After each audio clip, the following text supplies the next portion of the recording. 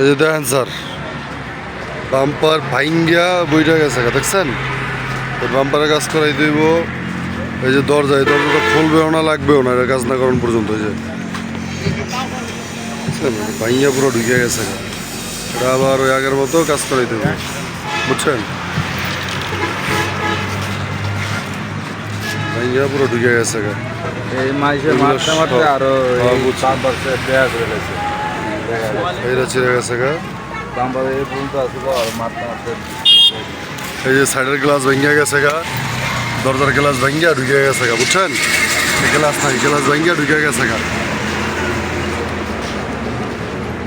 এই যে দেন ডুরি ছিঁড়া পড়ছে, পাত্তি ছেড়ে একবারে এই যে সামনে পড়ছে, এই যে ইয়ের থেকে, এটার থেকে পাত্তি ছেড়ে যায় পড়ছে। এই যে ব্যাক হয়ে গেছে গা। মেনবাতি বের হয়ে গেছে। এই যে সুইচটা একটু টাল দেওয়া যাইতেছে।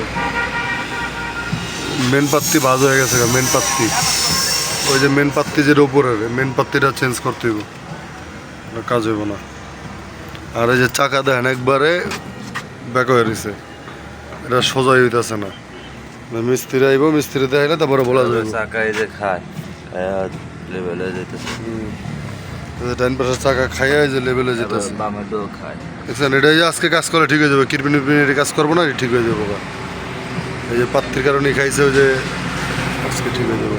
তাহলে এইগুলো আপাতত কাজ, আর কোনো কাজ নাই, বুঝতে পারছেন। ডাইন পাশের দরজার গ্লাস ভেঙে গেছে গা।